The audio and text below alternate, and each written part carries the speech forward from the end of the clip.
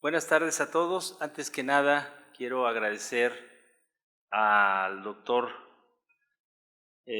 Carlos Briones, que nos ha invitado a esta plática tan interesante de las alteraciones neurológicas en el climaterio.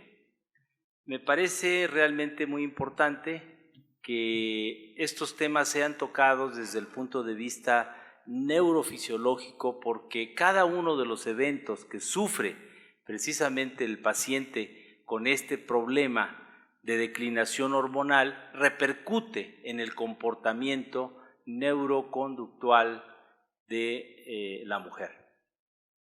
Entonces vamos a comenzar tratando de explicarles a ustedes cuáles son las alteraciones más importantes y por qué ocurren estas alteraciones. Para ello, le decía precisamente al doctor Carlos Briones que uno de los motivos principales por que la mujer acude a consulta es por las manifestaciones neurológicas. Entonces, aquí hay muchas mujeres, todavía algunas están en este proceso de climaterio, otras están desde luego en otras etapas más tempranas, pero seguramente los factores de riesgo les van a interesar. El climaterio es un proceso normal que describe la transición entre la etapa reproductiva y la etapa no reproductiva, incluyendo los años de declinación de la función ovárica. En el climaterio se diferencian dos etapas, dos momentos perfectamente bien claros. El primero corresponde a lo que se conoce como la perimenopausia. Es este periodo que involucra un año antes y un año después de la última menstruación. Y acontece algunos años antes del segundo momento, que es la menopausia, y que se registra fundamentalmente entre los 45 y los 50 años de edad. Inicia con cambios fisiológicos tales como alteraciones en la menstruación, la dismenorrea, sofocos, sudoración nocturna, sequedad de la piel y mucosas, cambios psiquiátricos, trastornos cognitivos y trastornos conductuales que involucran el rendimiento intelectual y el estado de ánimo. La consulta habitual de estos pacientes es por ansiedad, irritabilidad, depresión, confusión mental, olvidos, cansancio y trastornos del sueño. Como verán ustedes, estos son los síntomas por los que acude el paciente a consulta y generalmente los que tenemos la oportunidad de verlos somos los neurólogos. Pero, ¿cuáles son los factores que va a tener esta mujer para presentar más intensamente estos síntomas? Los factores de riesgo asociados a mayor alteración durante el climaterio son que la paciente tenga una historia previa de cambios ansiosos en la familia o en la persona misma, que exista una historia previa de depresión en la familia o en la persona, una historia de cambios conductuales relacionada a los anticonceptivos, historia de trastornos conductuales premenstruales, depresión postpartum, trastornos del sueño, síntomas vasomotores, cefalea, menopausia quirúrgica, hipotiroidismo y problemas relacionados con otras enfermedades crónico-degenerativas como son la diabetes, la hipertensión, la dislipidemia y la obesidad. Y esto es todo lo que le pasa a la mujer, entonces, pobres mujeres, ¿verdad? ¿Y a los hombres? Bueno, los hombres también tienen este problema, en menor grado y en una edad superior, pero ellos también tienen alteraciones en el apetito, también hay fatiga, también hay molestias gastrointestinales, molestias de dolores, problemas sexuales, desde luego, cansancio, dolor en la piel y trastornos gastrointestinales. Y les quise poner esta diapositiva porque dicen, bueno, nada más las mujeres son las que tienen los trastornos hormonales, desde luego que son los más importantes y son los que están relacionados directamente con el problema cerebral. Sin embargo, también ocurre en la andropausia, y ocurre en etapas posteriores y ocurre por fenómenos muy parecidos pero diferentes en cuanto al comportamiento, fundamentalmente cronológico. ¿Cómo hacemos el diagnóstico? La paciente acude con nosotros y decimos, ¿sabe qué? Está usted dentro del periodo del climaterio. Lo que sigue es un periodo premenopáusico, viene la menopausia y posteriormente van a seguir una serie de elementos. Además de esto podemos determinarlo con una serie de diagnósticos químicos, los cuales se basan fundamentalmente por incremento de la hormona folículo estimulante, la hormona luteolizante, FSH y LH, la disminución en la producción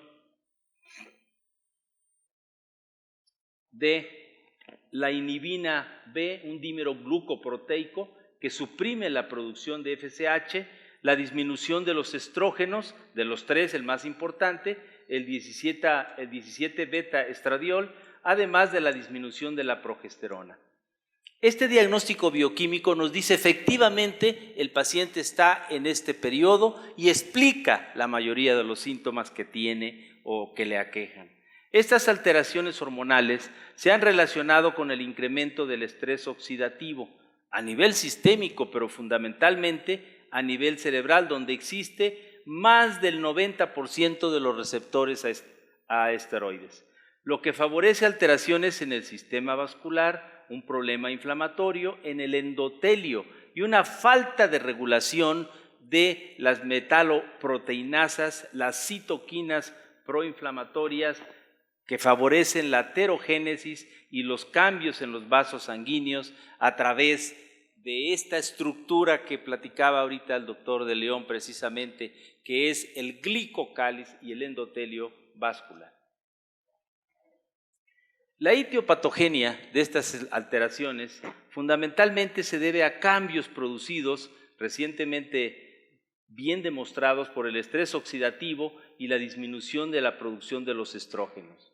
Se relacionan directamente a que existe una mayor cantidad de radicales libres de oxígeno y de nitrógeno y además de la disminución objetiva de los estrógenos. Los cambios se ubican a nivel de los neurotransmisores, aminoácidos que favorecen la producción de neurotransmisores y péptidos neuroprotectores de la función cerebral. Por otro lado, también se ha relacionado con cambios en los contactos sinápticos y además con las conexiones entre una neurona y otra neurona a través de las dendritas, sobre todo a nivel de las estructuras del comportamiento, el lóbulo temporal, el hipocampo, la memoria y el sistema límbico, que es la conducta. El cerebro femenino sufre un cambio negativo durante esta etapa, la cual induce cambios no solamente en la morfología, el cerebro cambia y aparecen una disminución volumétrica de los espacios cerebrales, lo que se conoce como atrofia. También hay cambios en la conducta y en la memoria, y estos cambios se relacionan a la disminución del número de receptores a estrógenos, los cuales, asociados a la liberación de oxígeno, al oxígeno libre y nitrógeno, facilitan la señalización para que las citocinas proinflamatorias puedan aparecer y alteren la función de neurotransmisión peptidérgica y de neurohormonas.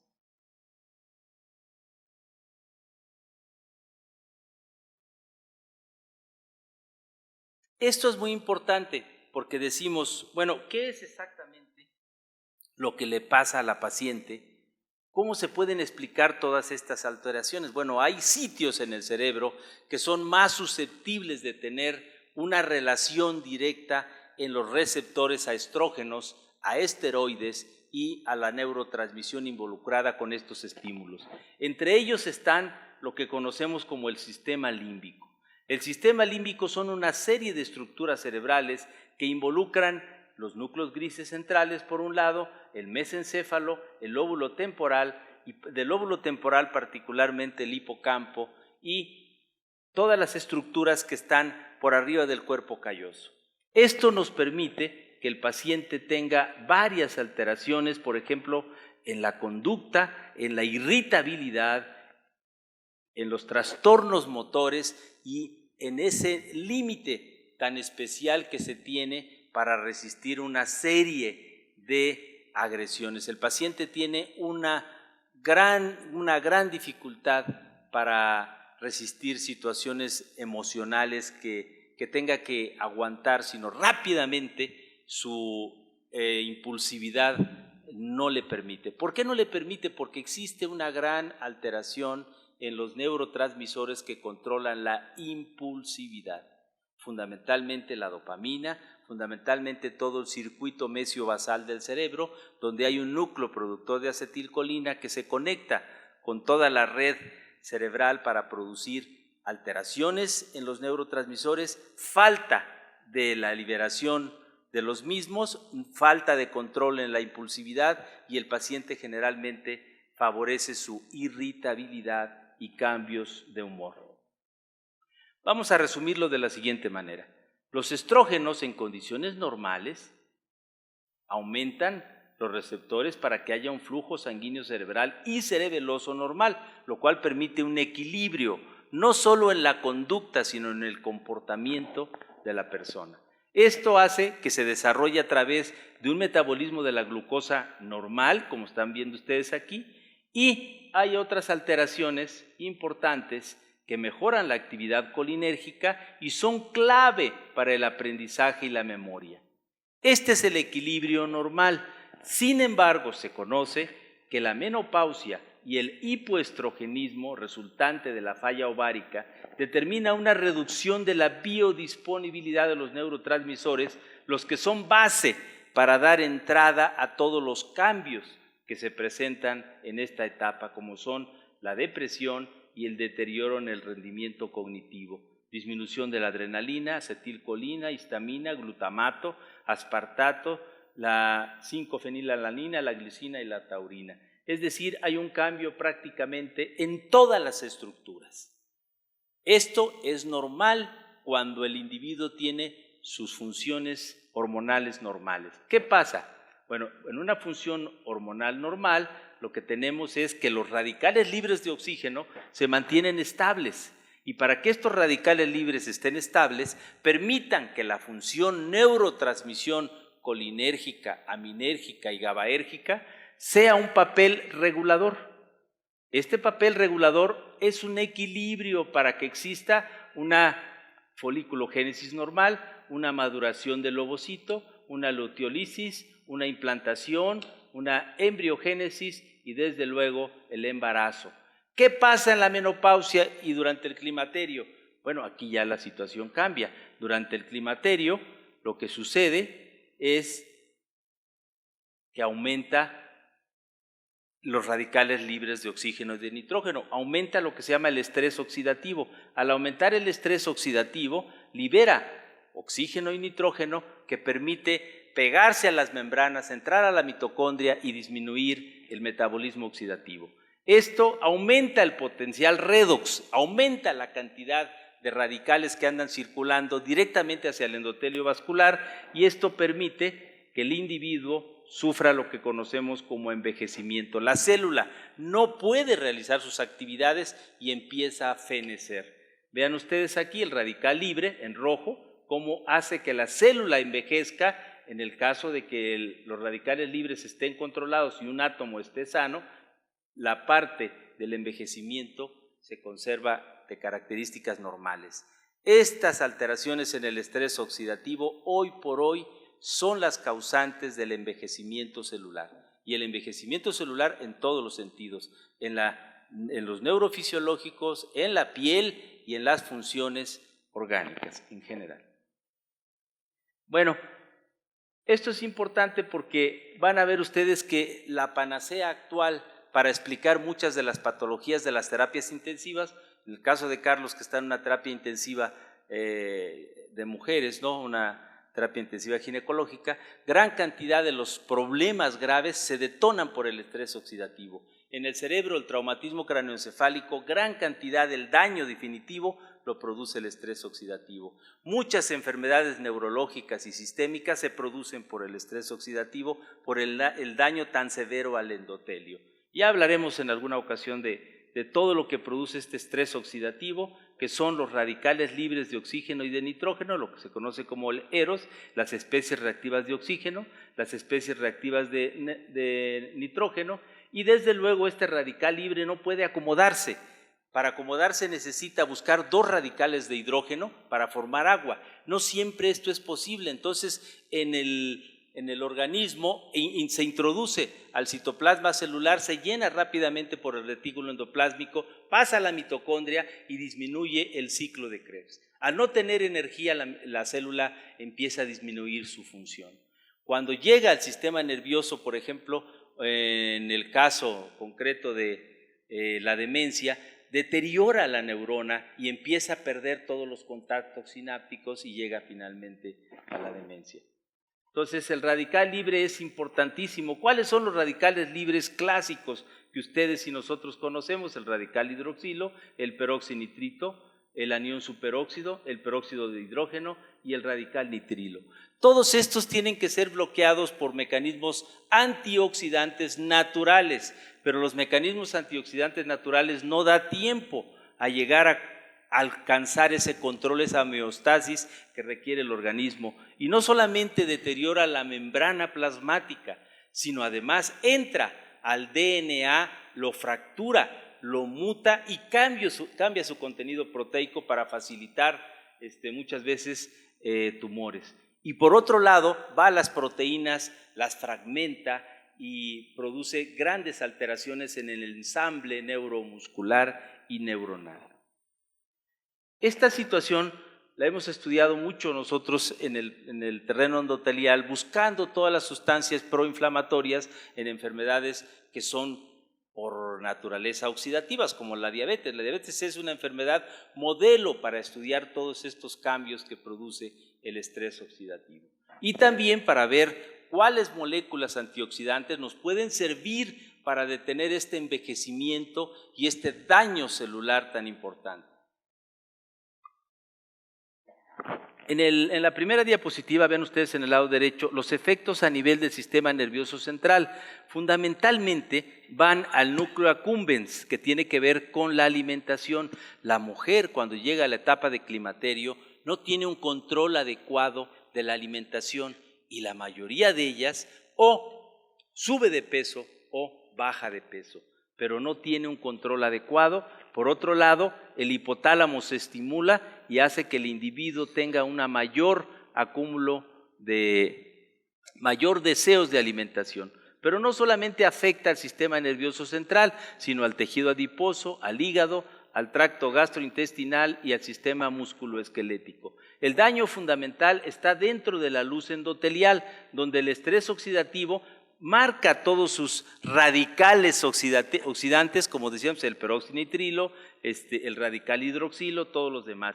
Por otro lado, los adipocitos empiezan a liberar leptina, FAB4, GPX3, adiponectina, y los no adipocitos, todas las interleucinas antiinflamatorias, inflamatorias que acabamos de ver. El contacto con estas sustancias permite que ganen las sustancias oxidativas, se pegan dentro del endotelio del vaso, desgarran el glicocálix y hacen que las proteínas y las grasas se empiecen a acumular.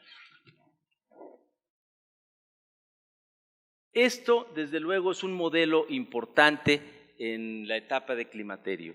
Todas estas alteraciones en la mujer pues hace que disminuya la actividad física, tiene problemas en el sueño, hay una disminución, hay un aumento de la dieta, hay hipogonadismo y desde luego hay alteraciones en el metabolismo de las pentosas. Por otro lado, el estrés oxidativo va a estimular estructuras importantes, ya mencionamos el cerebro, el corazón, el hígado y desde luego el músculo. Estas alteraciones son percibidas por la mujer, pero difícilmente explicadas porque no se conoce por qué una mujer empieza a tener las funciones mentales superiores pues alteradas, la memoria. Oye, ¿dónde me dijiste que quedaba el auditorio? ¿En el tercero? ¿En el segundo? Bueno, en el segundo piso. Trastornos de la memoria, trastornos del cálculo, trastornos de la orientación, trastornos del juicio, trastornos psicológicos, irritabilidad, ansiedad, trastornos del sueño, psiquiátricos, depresión, cambios de conducta, dolores de cabeza, etcétera. Entonces, los trastornos en las funciones mentales se sitúan fundamentalmente en los receptores a estrógenos, los cuales normalmente aumentan el flujo sanguíneo y el metabolismo energético.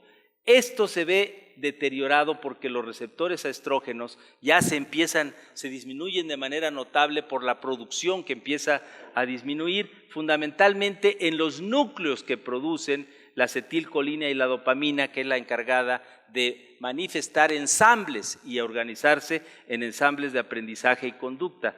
A nivel de las estructuras del sistema límbico y del hipotálamo, existe una mayor expresión de neurotrofinas que requieren este estímulo estrogénico. Asimismo, la enzima acetilcolina transferasa aumenta metabolizando la acetilcolina que se requiere para la memoria. Y entonces empiezan los problemas. ¿Dónde dejé las llaves? ¿Qué me dijiste hace rato? Y en este caso, pues, ¿dónde está el auditorio? El cálculo. El sistema de cálculo está integrado fundamentalmente por distintas regiones neurocognitivas, las cuales van desde la imagen numérica que se tiene que retener en el lóbulo occipital, pasa al lóbulo temporal, transcribe hacia el lóbulo parietal y posteriormente el lóbulo frontal lo emite. Hace toda la relación matemática y finalmente da una conclusión. Y esto es maravilloso porque lo hace en milisegundos. Para esto se requiere de gran cantidad de energía. Y si existe esa alteración en la producción de energía por la interrupción por el estrés oxidativo, esto permite que las terminales sinápticas que requieren los neurotransmisores estén disminuidas y en consecuencia deterioran el cálculo. El juicio y la orientación. La orientación es un proceso en el cual el individuo mantiene los receptores adecuados al sistema nervioso para su ubicación en el espacio y en un punto del entorno. Cualquier modificación de las estructuras en la neurotransmisión sináptica, como por la presencia de radicales libres, permite que las proteínas precursoras se acumulen de manera inadecuada. Por ejemplo, el beta-amiloide por estimulación de la alfa-secretasa, y empieza a haber una serie de proteínas anormales que interrumpen directamente el metabolismo y la neurotransmisión. El juicio, frecuentemente el estrés oxidativo, en esta edad se eleva de manera muy frecuente y la disminución de los factores neuroprotectores están involucrados, tanto de los aminoácidos, el glutamato, el aspartato, la glicina, como la alteración de otros neurotransmisores que forman cadenas de conexión. Yo estimulo el lóbulo frontal para que se libere acetilcolina, va directamente a la corteza cerebral, los receptores de GABA la toman y producen decodifican el mensaje. Cuando nosotros tenemos un mensaje directamente, como decir, mira, te dejo el teléfono 5590 y tal, entonces inmediatamente entra al lóbulo temporal y se almacena. Cuando se requiere, tiene que pasar la información directamente del lóbulo occipital al lóbulo temporal, decodifica la información y va directamente al lóbulo frontal para emitir la respuesta. Esto se ve francamente alterado en esta etapa por un trastorno progresivo de la alfa-secretasa que acumula beta-amiloide, proteína tau, y desde luego aumenta el estrés oxidativo. Esto es polémico, pero hay estudios que demuestran que definitivamente gran cantidad de los problemas neurológicos relacionados con la pérdida de las funciones mentales superiores se debe a trastornos en la secreción de los estrógenos, fundamentalmente del 17 beta-estradiol. Estos son fundamentales en las neuronas de la memoria, las neuronas colinérgicas y dopaminérgicas, favoreciendo la expresión ¿de qué? De almacenamientos para poderlos después evocar. Por otro lado, en esta etapa existe un aumento de los radicales libres que afectan regiones vasculares importantes en el cerebro, sobre todo a nivel de endotelio, permiten que las arterias se hagan más duras, producen aterogénesis y disminución de la protección hormonal. Los trastornos psicológicos, hay una acción directa de las fluctuaciones de las hormonas sexuales, hay una carga genética que se detona precisamente en esta etapa por la falta de los estrógenos y particularmente en estructuras cerebrales muy importantes para estas funciones como son el sistema límbico y el locus coeruleus.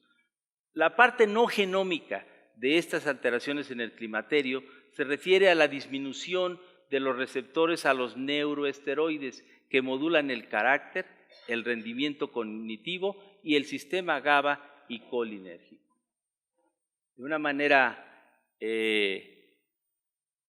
ejemplificando todo lo que acabamos de decir, aquí tenemos esta etapa de declinación de las funciones en el climaterio. Esto activa en condiciones normales respuestas neuroquímicas, noradrenalina, dopamina, endorfinas. Hay un estrés continuo, hay una falta de la activación y entonces aparecen otras estructuras. Al disminuir las respuestas neuroquímicas por activación, aparecen alteraciones como duelo, miedo, autoestima baja, autocrítica, soledad, aislamiento, ideas negativas. Los síntomas son más importantes a nivel de la ansiedad, porque la estimula, sobre todo si tiene factores de riesgo. Hay hiperventilación, actividad simpática, activación de todo el sistema vascular y produce bochornos, etc. Y hay otras alteraciones a nivel del cerebro directamente en la conducta y el comportamiento de la persona. Esto es un sistema dominó, así se le conoce, donde las alteraciones de las estructuras estimuladas en gran medida por los estrógenos y los receptores hace que el individuo disminuya ese estímulo y trastorne y produzca una facilitación de las conductas anormales como son los trastornos del sueño, la sudoración nocturna, la sensación de calor, fatiga, falta de rendimiento, etcétera, influidos directamente por el sistema serotoninérgico, dopaminérgico y el eje hipotálamo, hipófisis, glándula adrenal. Los otros trastornos que no tienen que ver directamente con la parte neurohormonal y neuroquímica son los aspectos de tipo psicosocial. El estrés psicosocial influye directamente sobre el estado de ánimo. Oye, ¿qué te pasa? ¿Por qué no te arreglas? ¿Por qué estás así? ¿Qué te pasa? ¿Estás enferma? Etcétera. Y el tránsito de una etapa de la mujer personalmente, donde ya se conoce infértil, la maduración de los cambios ováricos, las características del envejecimiento, que pueden detonar a esta edad cambios somáticos, influenciados por cambios culturales y cambios de tipo social. En este trabajo de López Correa se muestran los valores promedio de los puntajes obtenidos del inventario de Beck, donde se hacen una serie de ítems, en este caso 21, en su versión específicamente para el climaterio en las mujeres premenopáusicas. Y se encuentra claramente que la mayoría tiene una puntuación positiva para trastornos en el estado de ánimo, pesimismo, sentimientos de fracaso, insatisfacción, sentimientos de culpa, etc. Tienen facilidad, son proclives para que las hormonas que detienen los procesos que conducen a un estado de irritabilidad y depresión puedan detonar. Y esto es importante, ¿por qué? Porque aquí debemos enfocarnos, necesita ayuda, y esa ayuda tenemos que brindarla en conjunto, desde luego, con el ginecólogo. Por un lado, el tratamiento no farmacológico. ¿Qué le vamos a hacer no farmacológicamente? Pues hay que decirle que tiene que hacer ejercicio para estimular todas las membranas, tiene que estimular los receptores, tiene que tener un apoyo para disminuir el estrés, buscar actividades lúdicas que le permitan disminuir. Hay alteraciones en el riesgo cardiovascular si se queda sin moverse y además con un estado depresivo crónico. Entonces se requiere que el paciente se mueva, muévete, revísate, todo lo que ustedes conocen por ahí. Y el sedentario, desde luego, aumenta toda la cantidad de problemas del estrés oxidativo. Entonces hay que disponer de un tiempo, hay que modificar los hábitos, tales como el alcohol, si toma, tiene que dejar de tomar, cuando menos en cantidades importantes, que son proclives también para caer en este problema. El tabaco, hay que disminuirlo y tratar de involucrar a la familia para que comprendan que este es un problema biológico, que no se están volviendo locas de la noche a la mañana, sino que son proclives por una disminución hormonal a a presentar determinado tipo de conductas, entonces el tratamiento no farmacológico juega, pero de veras, una relación muy importante. ¿Qué le vamos a decir de primera intención? Que el ejercicio físico produce contracción muscular buena, aumenta el tono, y esto, al aumentar el tono, va a permitir que aumenten una gran cantidad de sustancias como la calmodulina, calcineurina, y transforma la fibra a un aumento del tono muscular sostenido, y hace también que desde luego disminuya la resistencia a la insulina. Esa es la base en el paciente diabético para que le digamos, señor, tiene que tener ejercicio. ¿Y por qué tengo que tener ejercicio? Porque con esto la membrana va a tener mayor facilidad para que sus receptores disminuyan la resistencia a la insulina. Por otro lado, mejora además el metabolismo mitocondrial. Esta base del tratamiento farmacológico debe ser apoyado por la familia. Hay que apoyarlos a veces con la psicoterapia y hay que decirles que este es un proceso biológico en el cual el paciente tiene mucho que poner. El paciente tiene mucho que jugar y disminuirlo a través del tratamiento no farmacológico. Tratamiento farmacológico. Bueno, el tratamiento farmacológico está dirigido directamente hacia el estrés oxidativo y la sustitución hormonal. En el estrés oxidativo, si nosotros podemos bloquearlo, vamos a disminuir la peroxidación lipídica, el daño a la membrana y a las lipoproteínas, particularmente al incremento de HDL y a la disminución de LDL y VLDL, a las low density lipoproteins y aumentar las high density, las que se llaman buenas y las que se llaman malas. Entonces, es importante disminuir el estrés oxidativo. Directamente los radicales libres van al DNA, lo fracturan, lo mutan y pueden conducir a tumores. Las proteínas las agregan, las fragmentan, las inhiben y producen trastornos en el ensamble para la memoria y el comportamiento. Por otro lado, si nosotros no detenemos el estrés oxidativo, vamos a la enfermedad, al envejecimiento, al daño a la memoria, a las piernas, a la función sexual y a otros más. ¿Cuáles son los mejores antioxidantes hasta el momento? Bueno, ustedes saben que la vitamina C y la vitamina E se han usado de hace muchos años, pero para que funcionen estas vitaminas requieren de un cofactor que se llama ácido alfa-lipoico. Entonces, por un lado está el reemplazo hormonal. Esa parte tiene que jugarla muy clara el ginecólogo en ver cuáles son los factores de riesgo que tiene el paciente y cuál es el reemplazo hormonal más adecuado para ese particular tipo de ser humano que busca ayuda. Entonces, los antidepresivos, hay varios antidepresivos, pero hay un consenso universal que definitivamente la fluoxetina, la paroxetina, todos los inhibidores de la recaptura son buenos para que se puedan asesorar con el reemplazo hormonal. No hay que olvidar la psicoterapia y los antioxidantes. Los antioxidantes fundamentalmente el ácido alfa-lipoico, y si estos antioxidantes nosotros los combinamos con otros aminoácidos que disminuyen y favorecen, por un lado, la neurotransmisión, disminuyen el estrés oxidativo y le dan mucho más fuerza a la antioxidación, esto puede ser verdaderamente importante. Sobre todo arginina, citrulina y ácido gamma-linolénico. Y además decirle que se puede tener también buen humor, que no ha pasado nada. Es una parte fisiológica, neurobiológica del ser humano en este periodo del climaterio que tiene que hacer la parte no farmacológica y la parte farmacológica a través del apoyo ginecológico y desde luego tener buen humor. Si no se tiene todo esto, creo que se pueden pasar malos ratos, pero también se pueden pasar buenos momentos. Gracias.